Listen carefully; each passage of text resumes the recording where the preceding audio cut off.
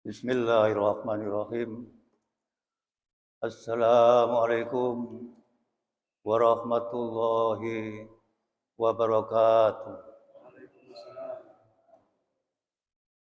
Sekali lagi kita ulangi ucapan salam. Assalamualaikum warahmatullahi wabarakatuh.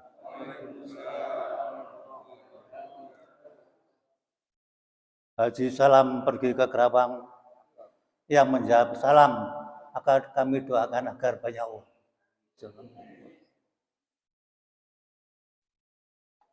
Alhamdulillahirabbil alamin.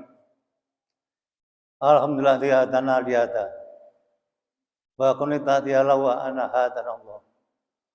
Wassalatu wassalamu ala Rasulillah Sayyidina wa habibina wa syafi'ina wa qurrati ayunina wa maulana Muhammadin Abdillah wa ala alihi washabihi wa mawala wala quwata illa billah. Subhanallah walhamdulillah wala ilaha illallah wallahu akbar. A'udzu billahi minasyaitonir rajim. Bismillahirrahmanirrahim. Rabbi shrah li sadri wa yassir li amri wa hlul 'uqdatam min lisani yafqahu qawli. Bapak-bapak, ibu-ibu, jamaah salat subuh yang dimuliakan Allah, juga yang terhormat Bapak pengurus masjid dan seluruh jajarannya, dan Bapak khususnya hari ini alhamdulillah hadir Bapak Haji Arif Setiawan dan Bapak Haji Terjamah sekalian yang kami hormati. Tadi kami dengar dari imam bahwa saudara muslim kita kemarin Bapak sekalian dengan istri yang tercintanya telah bersama dipanggil oleh Allah Subhanahu wa taala.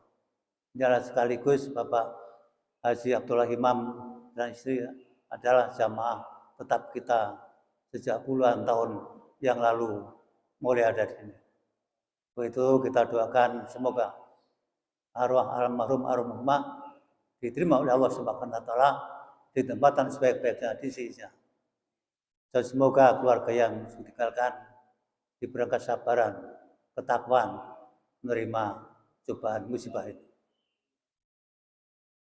Karena juga kita telah tahu bersama bahwa Allah berfirman dalam surat Al-Kahfi 57, kullu nafsin dha'iqatul maut, bahwa tiap-tiap yang bernyawa, yang berjiwa akan menjumpai kematian. Summa ilaihi turja'un, yaitu dengan waktu untuk mati. Makanya Allah juga mengatakan dari Al-Baqarah 155, Wabasyiri sobirin, berikanlah berita gembira kepada orang-orang sabar. Orang sabar itu bagaimana? Diteruskan surat Al-Baqarah 156, alladzina isabatuhum musibah qalu kata Allah inna lillahi wa inna ilaihi raji'un, yaitu alladzina asabatuhum musibah, yaitu mereka apabila ditimpa musibah dia ada mengucapkan inna lillahi wa inna ilaihi raji'un, bahwa kami berasal dari Allah dan kepadanya lah kita dikembalikan. Itulah ucapan yang paling baik bagi kita muslim setiap kita menerima musibah hamba. Baik musibah maupun banyak kecelakaan, kematian yang sifatnya yang tidak kita senangi, itu ada baiknya kita ucapkan innalillahi wa inna ilaihi raji'un. Semua itu adalah berasal dari Allah dan kepadanya kita kembalikan. Dan kapan waktu tidak ada yang tahu. Tapi pernah ada mengatakan bahwa tanda-tanda itu banyak. Bila mata mulai lamur, gigi mulai banyak yang tanggal, rambut mulai putih, itu hanya tanda-tanda. Kapannya adalah hanya Allah Subhanahu wa taala yang Maha tahu mengetahui. Bahwa Rasul pun tidak bisa menentukan tanda-tanda. Karena itu yang rambut putih, yang gigi tanggal, termasuk mata mulai lamur, kacamata ganti bolak-balik masih kurang tambah plusnya, itu siap-siap termasuk diri saya sendiri. Nah, mati adalah wajib, datang tidak bisa ditolak, tapi diminta pun ada tidak boleh. Kalau kita minta mati mempercepat, malah berdosa besar. Itu adalah prerogatif Allah. Hanya Allah yang mengetahui, yang Maha Kuasa. Itulah sedikit rumit yang kita sampaikan tentang Bapak-bapak yang berbahagia. Selanjutnya adalah yang biasa dilakukan oleh umat Islam mayoritas adalah ziarah kubur. Kata-kata ziarah menurut arti bahasanya adalah menengok. Jadi ziarah kubur artinya menengok kubur.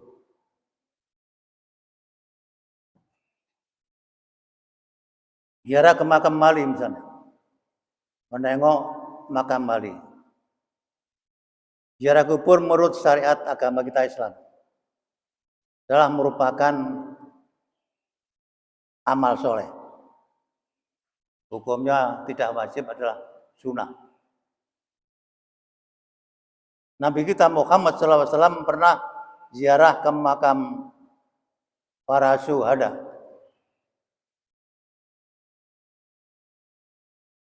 Dan yaitu ke makam ahli baqi. Ahli baqi itu adalah dekat Madinah ya Pak.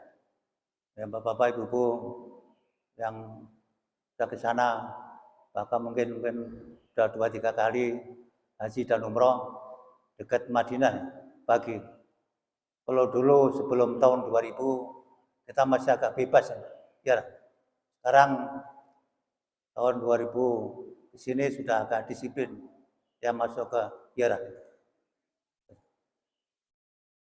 Kalau yang tahun 2000 ke sana sudah agak disiplin, tidak bebas. Sebelum tahun 2000 agak bebas ke ziarah makam pagi.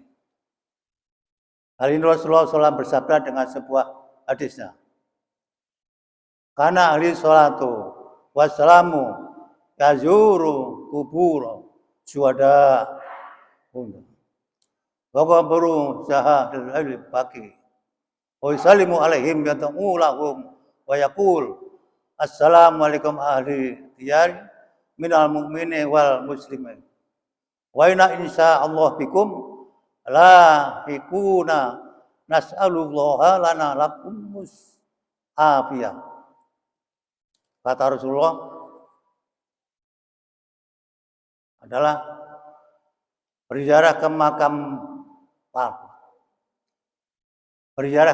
pahlawan Uhud dan makam ahli baqi. Beliau memberi salam dan mendoakan kepada mereka. Katanya, semoga kesejahteraan tetap bagimu wahai ahli kubur dari orang-orang mukmin dan orang-orang Islam. Insya Allah kami akan bertemu dengan kamu. Kami mohon kesehatan kepada Allah dan untuk kami serta untuk kamu. Ini hadis diriwayatkan oleh Imam Muslim, Imam Ahmad dan Ibnu Majah. Ini barangkali bapak-bapak membaca hadis ini, hadis itu hadis Muslim. Jadi hadis ini hadis Nabi adalah ziarah ke makam baqi dan gunung Uhud. Uhud kira-kira 3 kilometer dari kota Makkah. Nah, ini perbukitan Uhud itu memang kurang lebih 400 meter menurut informasi. Tingginya 40 meter perbukitan. Nah, tengah-tengah itu ada gini. Ini secara Uhud ini adalah dulu Rasulullah menempatkan pasukan pemanah di antara Uhud tadi. Misalnya bapak-bapak ibu yang ke sana biasanya memang ziarah-ziarah kunjung ke tempat sejarah, yaitu mulai datangnya Islam. Dan dihasilkan Rasulullah SAW bersabda, Adi bin Mas'ud radhiyallahu anhu, anna Rasulullah sallallahu alaihi wasallam qala kum ta'haitum an ziyaratil kubur faguru juha fa ilaha tajah itu dunya wa dzikra madul akhirah. Riwayat Imam Ibnu Majah dari sahabat Ibnu Mas'ud bahwa Rasulullah SAW menyatakan, dulu telah melarang kamu berziarah kubur, maka sekarang ziarahlah, karena ziarah kubur itu adalah berzuhud terhadap dunia dan dapat pula mengingatkan alam akhirat. Berzuhud itu artinya adalah meninggalkan dunia, banyak mengingat akhirat. Barangkali zuhud itu.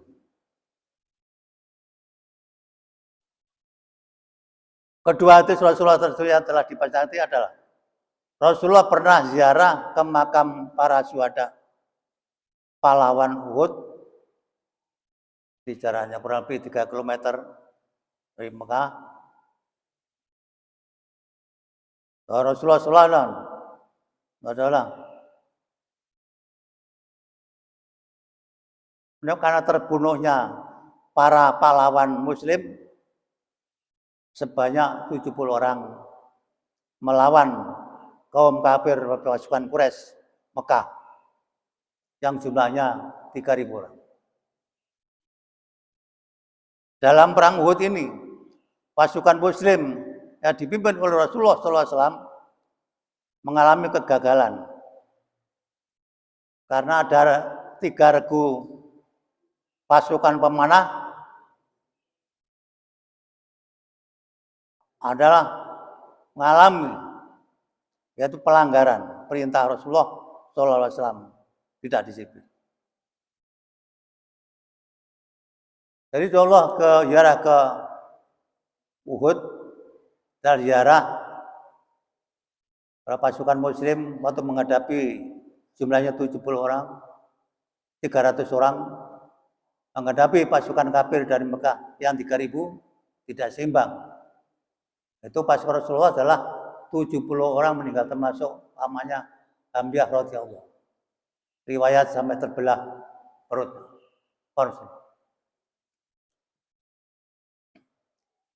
Itulah Rasulullah SAW merasa terenyuh, merasa prihatin dengan riwayat nangis pasukan terbunuh 70 orang. Ada yang mengalami kekalahan. Karena apa? Ada 3.000 pemanah yang ditempatkan Rasulullah di antara tadi sela-sela Uhud. Itu ada sempat kocar-kacir pasukan kafir Mekah.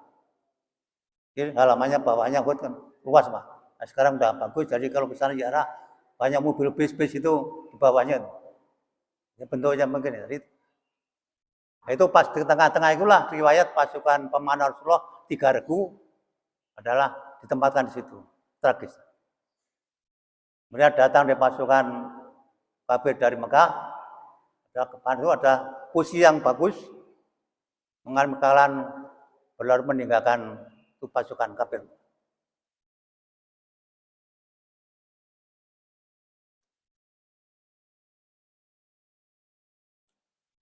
Tapi pasukan Rasulullah terutama yang 3 regu pemanah tadi adalah melanggar perintah Rasulullah, maksud jangan meninggalkan tempat supaya ada keturunan atau perintah selanjutnya. Dalam perang perahu ini, pasukan Muslim hanya tadi 700, sedangkan pasukan Quraisy maka sebanyak 3.000. Namun karena strategis Rasulullah yang di depan tadi adalah sangat menguntungkan, sehingga ketika regu pemanah tersebut ditembakkan oleh Rasulullah, yaitu pembegal Gunung Uhud untuk menghadang datangnya serangan dari kafir Quraisy. Dan diperhatikan Rasulullah agar jangan meninggalkan tempat tersebut sebelum ada perintah dari baginda Rasulullah Shallallahu Alaihi Wasallam. Ya, kita katakan 3 regu tadi tidak disiplin. Saya lupa perintah Rasulullah dilanggar.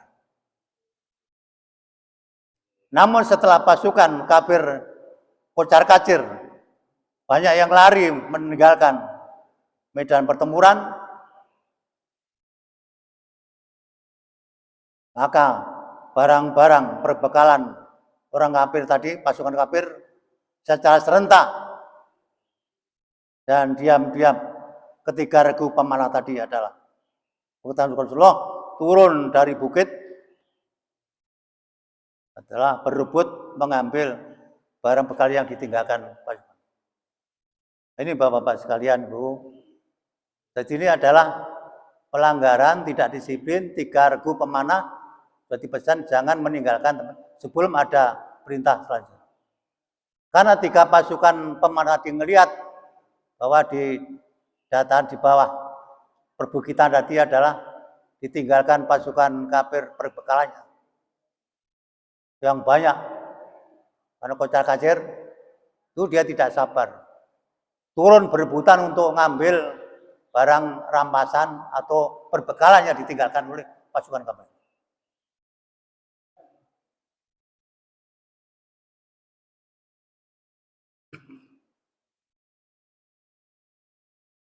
Ini menunjukkan sifat tidak disiplin karena tidak mengindahkan perintah Rasulullah SAW, dan juga ada sifat serakah karena tidak sabar untuk mengambil barang-barang rampasan sehingga mengakibatkan kegagalan dari pasukan Muslim. Ini tadi Pak, dari sifat ini memang dimiliki oleh setiap diri manusia. Biasanya sifat nafsu mulai turun ingin barang banyak, nah, dia tidak sabar, dia lupa perintah Rasulullah, jangan tinggalkan tempat ini. Tiap barang turun rebutan, ingin dapat banyak-banyakan. Ini sifat manusia. Balik maksiat inilah yang barangkali menjadi iktibar kita sekalian, hanya kita hilangkan sifat-sifat yang bukan ada kesalahan, ada ketidaksabaran, maka akibatnya harus merugikan pada diri kita sendiri. Inilah yang diriwayatkan dari perang Uhud tadi, sebelum kekalahan waktu perang Uhud karena tidak disiplin pasukan pemanah melanggar dari ketentuan yang telah digariskan oleh Rasulullah Shallallahu Alaihi Wasallam. Sehingga insyaallah kita Muslim dengan ada iktibar ini kita jadikan minimal modal pada diri kita sendiri masing-masing, keluarga maupun lingkungan kalau kita kewenangan untuk memberikan nasihat lingkungan.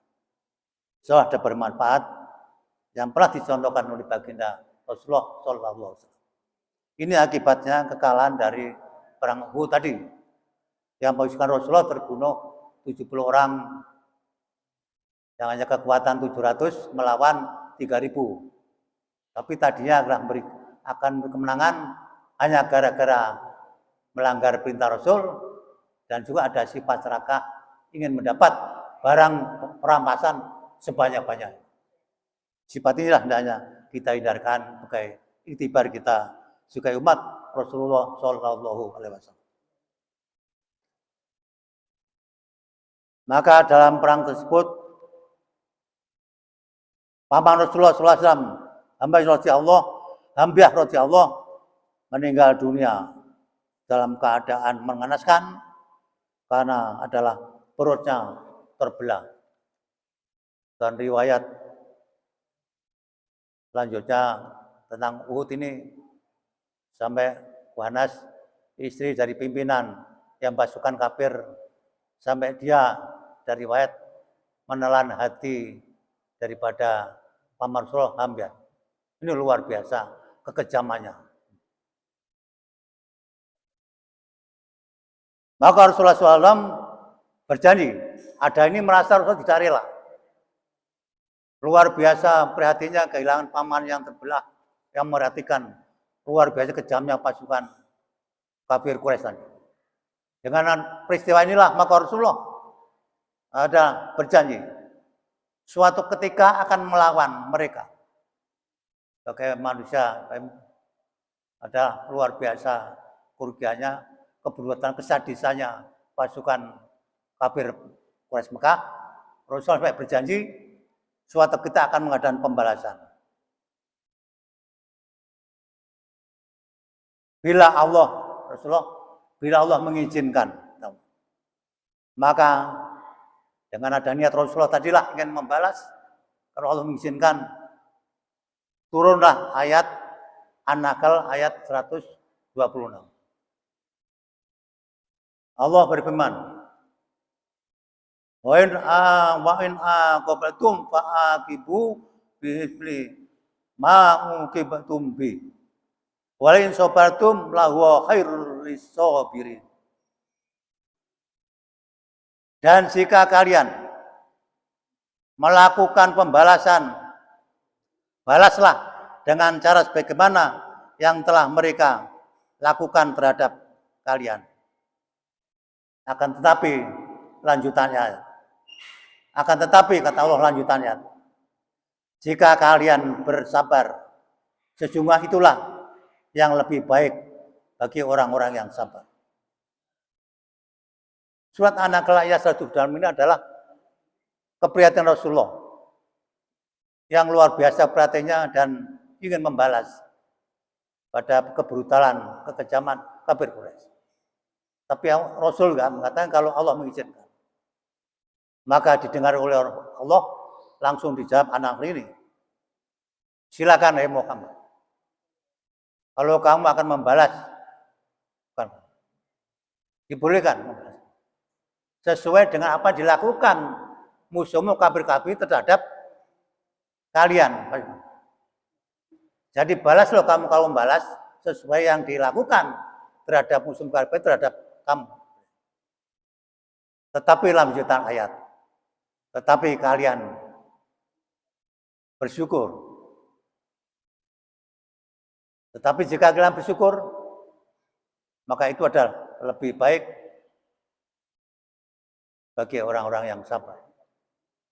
Nah di sini Bapak-Bapak Ibu sekalian, sudah terlalu kejam saja, Allah masih merintahkan masih sabar. Sehingga di sini Allah sudah punya rasa sabarlah, yang Allah senang orang-orang yang sabar. Sudah luar biasa, tidak boleh dijawab dengan sesuai, walaupun itu boleh diizinkan sama yang dilakukan. Tapi Allah masih garis bawahi bahwa tapi kamu akan lebih baik kalau kamu bersabar. Maksudnya tidak membalas dendam. Nah, itu luar biasa, tentunya Allah itu malah Maha Pengasih, Maha Sabar. Jadi tidak ada jiwa balas dendam. Kalau demikian, sifat-sifat yang pembalas dendam sebenarnya bukan bagian daripada yang diperintahkan oleh Allah Subhanahu wa taala. Tentunya bukan bagian dari umat Nabi kita Muhammad sallallahu alaihi wasallam. Inilah sebagai iktibar kita, peringatan kita dalam hidup kehidupan kita sehari-hari, baik secara pribadi, keluarga maupun lingkungan. Insya Allah kalau kita menerapkan ini, maka kita akan dapat kemuliaan di sisi Allah dan insya Allah kita selamat dunia dan cuman menghadapi ini memang banyak godaan, banyak rintangan. Karena orang beriman tidak mulus begitu saja kalau tidak diuji. Ujian inilah kadang-kadang kita tidak kuat. Karena perlu latihan. Dari mulai yang kecil, kadang kita latihan sabar. Maka strategi Rasulullah menghadapi perang kafir adalah strategis ada 3 macam. Menghadapi dihadirkan dengan doa.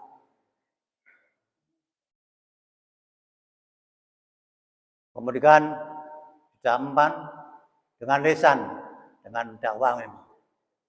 Yang ketiga Rasulullah, karena akan membahayakan pasukan. Yang ketiga strategis dakwah Rasulullah, strategis perang Rasulullah adalah jangan dihadapi senjata dengan senjata, berarti berperang, dibolehkan. Itu yang terakhir. Ini waktu peristiwa, kalau kita buka masalah haji, waktu Ka'bah dikuasai orang kafir sebelum Islam, itu ada diisi patung-patung tahun ke-8 Hijriah. Rasulullah berserah umat Islam menghancurkan patung-patung di Ka'bah. Ke-9 perintah haji, tapi masih dapat serangan, diundur untuk tahun berikut. Inilah kesabaran. Tadi setelah pasukan Rasulullah kemenangan kurang lebih 100.000 dari Madinah ke Mekah laksana ibadah haji yang pertama. Nah, orang yang tadi musuh kafir Quraisy ketakutan. Dikiranya akan membalas dendam Rasulullah SAW. Karena punya kekuatan luar biasa. Bergabung dari kaum Ansor umat Islam di Madinah menghadapi kaum Muhajirin Muslim di Madinah disatukan menghadapi kafir Quraisy. Oleh karena orang kafir Quraisy agak ciut, takut Rasulullah membalas dendam yang dulu pernah. Rasulullah adalah tidak, yaitu keterapan 3 tadi adalah berdoa, kemudian dengan lisan dakwah, kemudian dengan tangan, kalau punya kekuasaan, perang jadi dengan perang. Jadi tidak bisa lagi, nah itulah 3 tadi. Jadi itulah kemenangan Islam karena ditempuh dengan jalan yang penuh perdamaian, yang penuh bijaksana. Oleh karena itu, kalau ada golongan Muslim yang sampai suatu kelompok selalu berbuat dosa, selalu berbuat dendam, bahkan sesama Muslim sendiri sampai tega, itu adalah belum dijamin keimanannya, keislamannya. Tuntunan Rasulullah dan Allah adalah sabar lebih baik, lebih mulia ketimbang kamu balas dendam. Jadi kalau ada kelompok-kelompok Muslim yang membahayakan bahkan pada sesama umat Muslim sendiri, dan itulah tidak dijamin keimanan keislamannya seperti dicontohkan oleh Rasulullah dan oleh firman Allah Subhanahu wa taala yang telah disampaikan. Bapak-bapak, ibu-ibu yang kita hormati. Itulah sejarah sedikit tentang Rasulullah, tentang beliau makam para syuhada, pahlawan Uhud. Dan memang dulu wanita juga itu dilarang ya.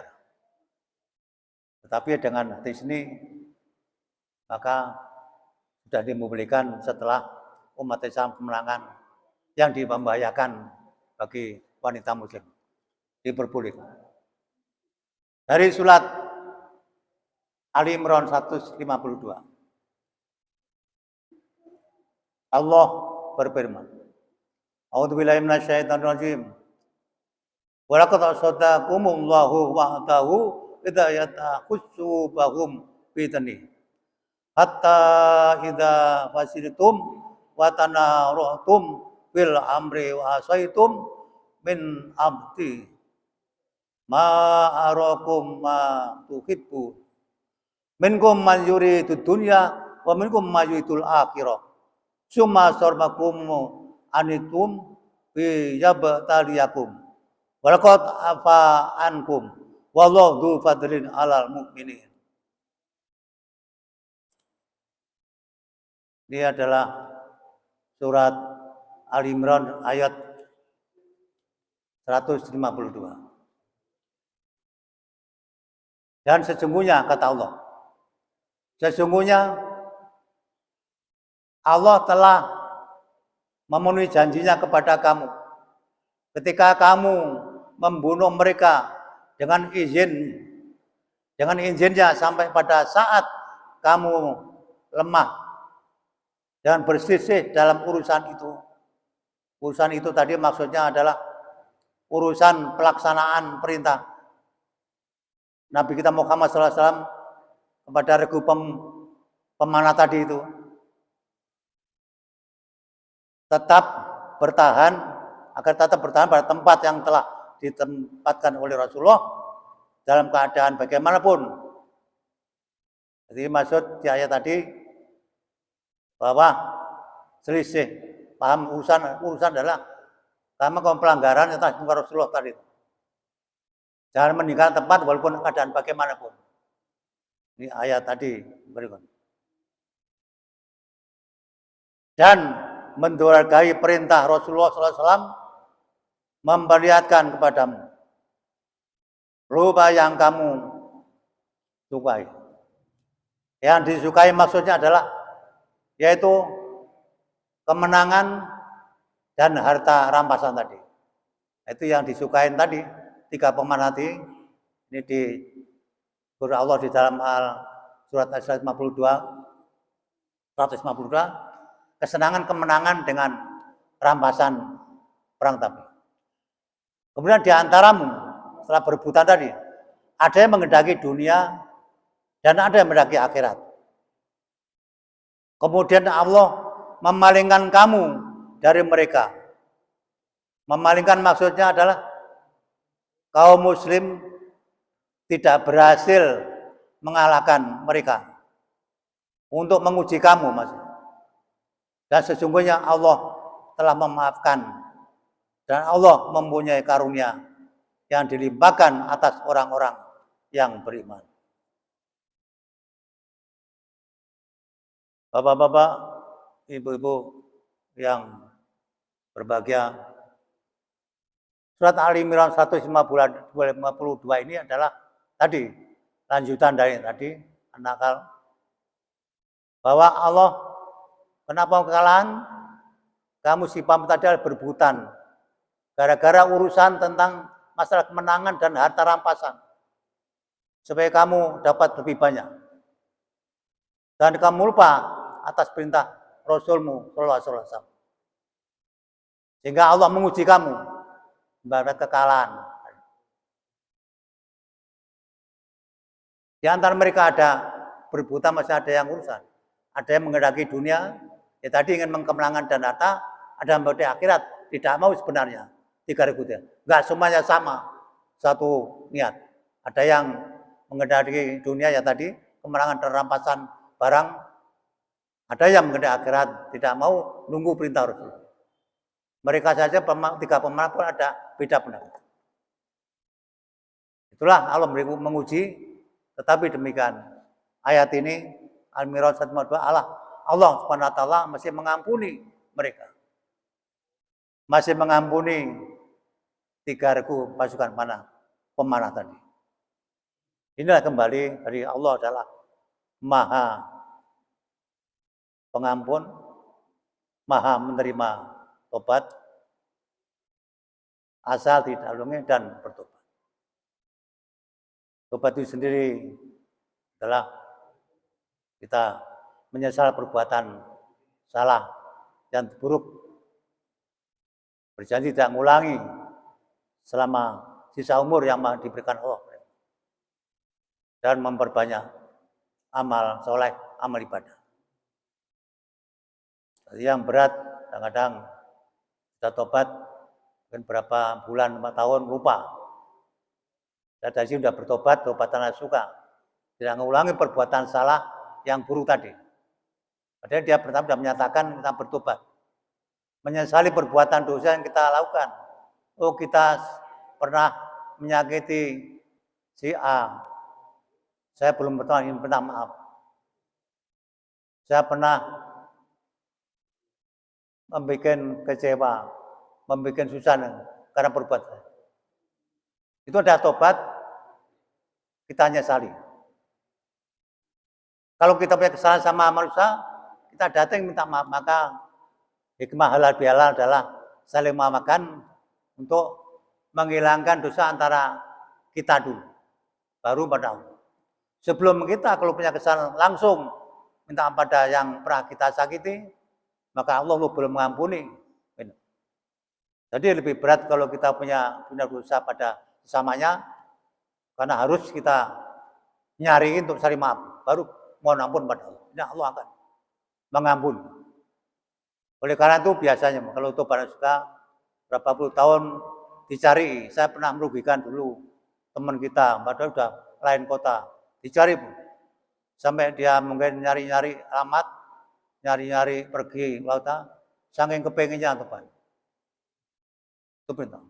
Apabila masih ketemu,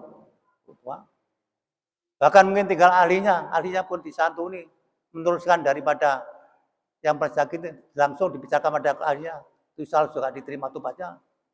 Setelah itu barulah kita mohon kepada Allah. Dan yang ketiga, memperbaiki amal ibadah kita selanjutnya. Itulah ciri tobat yang diterima oleh Allah Subhanahu wa Ta'ala. Bapak-bapak, Ibu sekalian, yang kami hormati, jadi hikmah ziarah kubur yang sering kita lakukan biasanya menjelang Ramadan atau setelah Idul Fitri biasa ramai ya, banyak ziarah.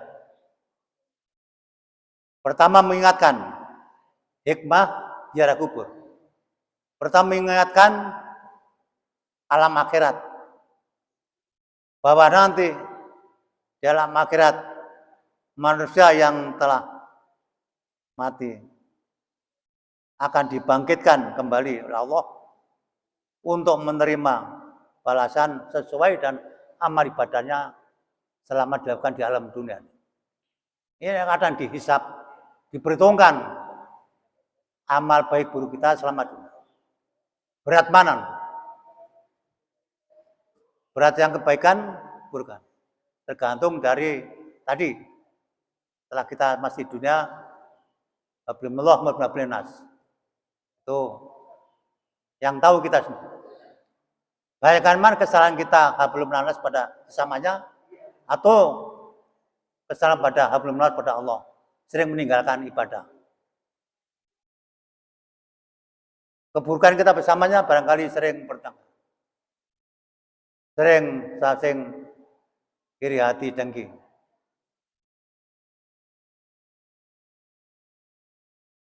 Kalau tentang kita, teman kita dapat kesenangan, teman kita dapat kesenangan, malah kita yang panas dingin. Itu diantara sifat iri hati.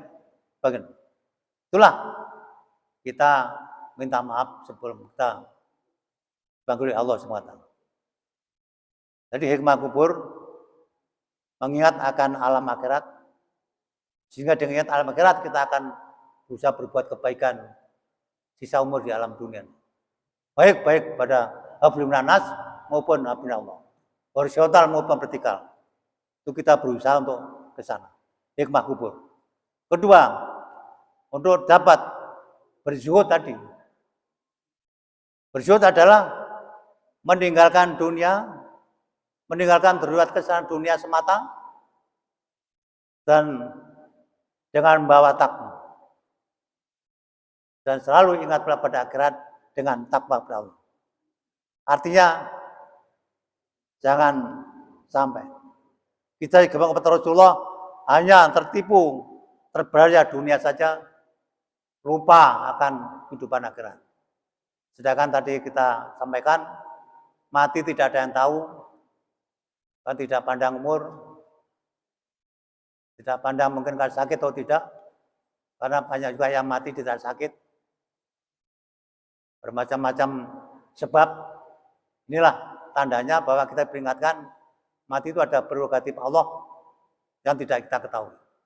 Kita diperintah, gunakan sebaik-baiknya hidup yang dianugerahkan Allah di dunia, baik hubungan pada Allah vertikal dan hubungan horizontal pada manusia, kita jadi sebaik-baik. Insya Allah, kalau kita selalu ingat itu, insya Allah kita akan termasuk di Quran Allah yang zuhud tadi. Tidak melupakan dunia sampai yang baik-baik kita raih, tetapi selalu ingat akhirat akan kematian. Suatu. Bahkan mati tidak bisa kita hindari kalau sudah kehendak Allah pun juga tidak boleh diminta mati. Orang yang mercekat mati bunuh diri adalah malah dosa besar. Mati datang tidak bisa kita hindari. Kalau sudah kehendak Allah juga tidak bisa dipercepat dengan yang tidak diridhoi Allah kematian.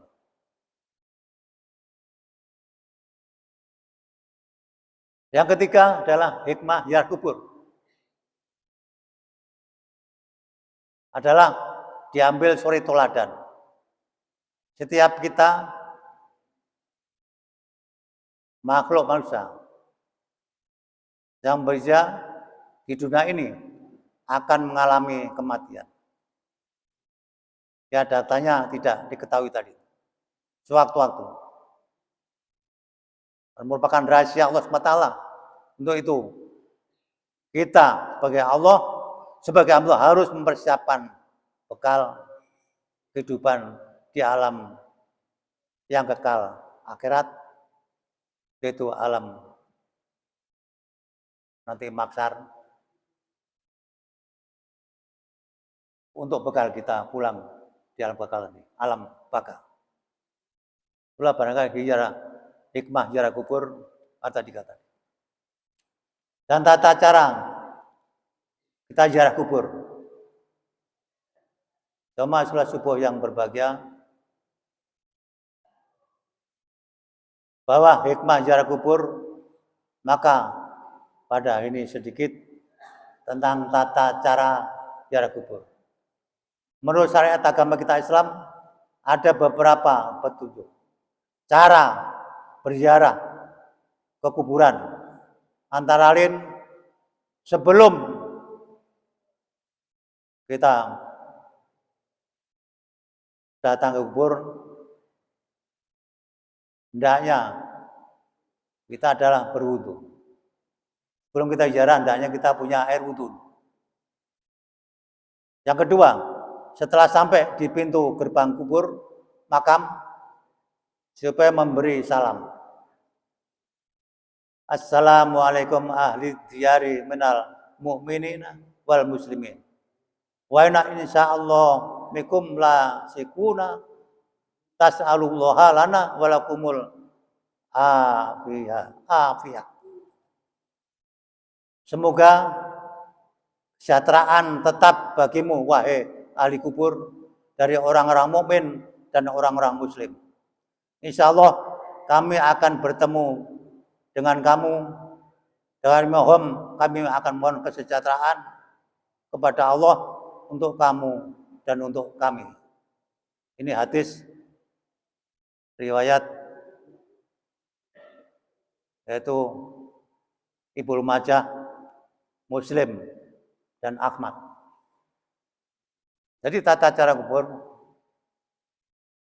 siapa yang punya air wudhu, mengucapkan salam pada ahli kubur. Dan doanya tadi untuk Rasulullah, kita pun akan menyusul kamu. Dan insya Allah kami ambil kesejahteraan juga kamu akan mendapat kesejahteraan di sisi Allah Subhanahu wa taala. Ini hadis riwayat yaitu Ibnu Majah, Muslim dan Ahmad. Kemudian yang ketiga, sampai di depan makam yang akan kita ziarahi, kita tuju. Kemudian terhadap pada arah. Kita menghadap arah ke muka mayat, ke muka jenazah dikubur, berarti menghadap ke timur. Kitanya, karena mayatnya dimasukkan ke kiblat waktu di liang lahat. Nah, kita doa menghadap ke natap ke muka ahli kubur, berarti kita ke timur. Waktu ngomong. Assalamualaikum. Khusus dengan kita tunjukkan assalamualaikum pada kita sebut namanya. Waktu menghadap ke mukanya ahli kubur. Karena ahli kubur diadakan ke barat, nah kita berarti menghadap ke timur waktu mengucapkan salam. Sebut.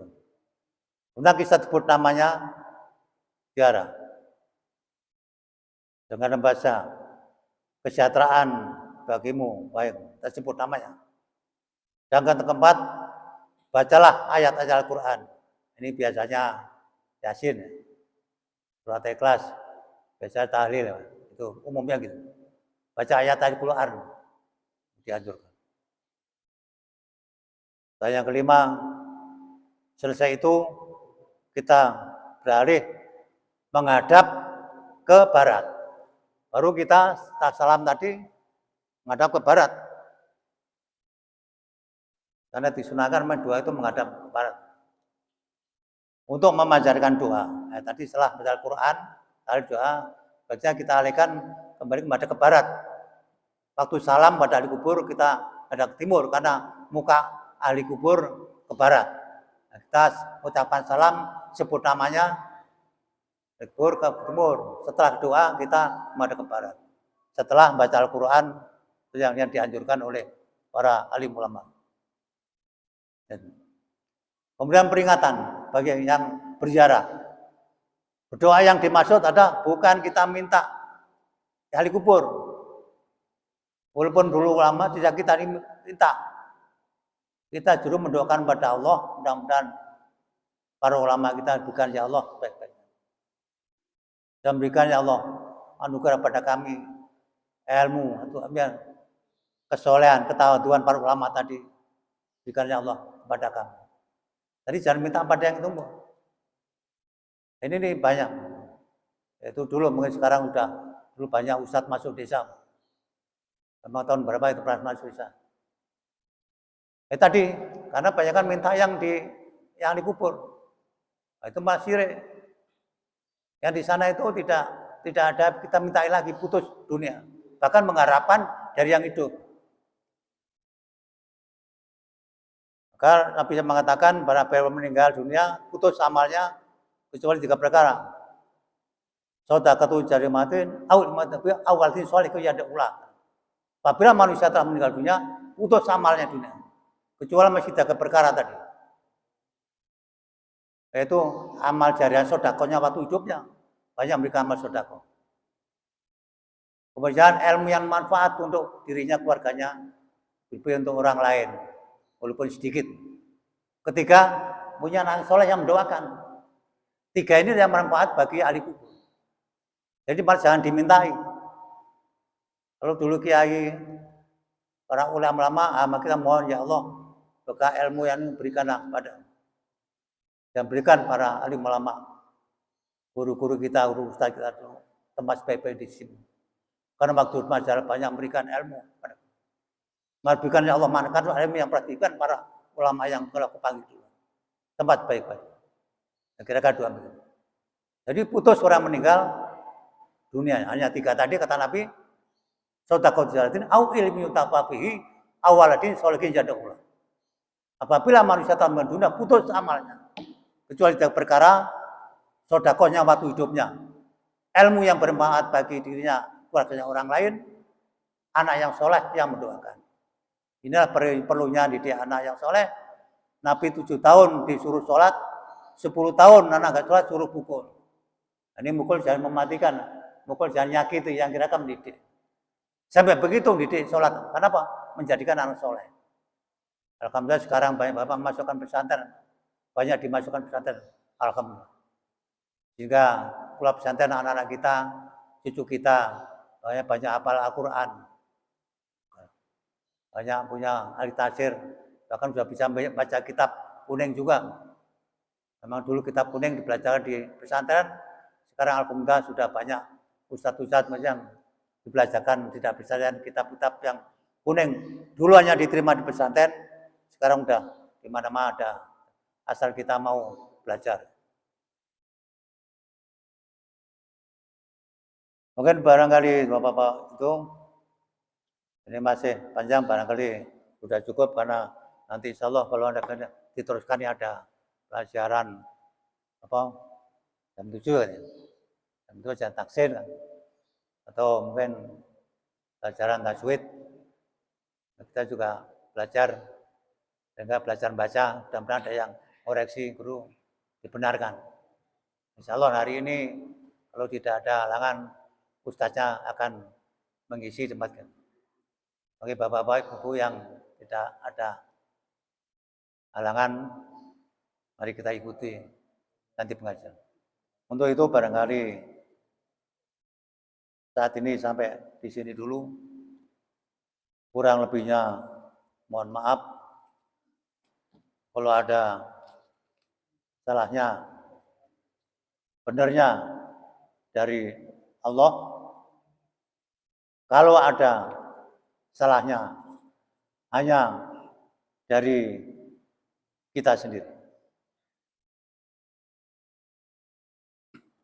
Kurang lebihnya mohon maaf. Pergi ke Mekah, banyak tafakur, rezeki melimpah, pandai bersyukur. Wassalamualaikum warahmatullahi wabarakatuh.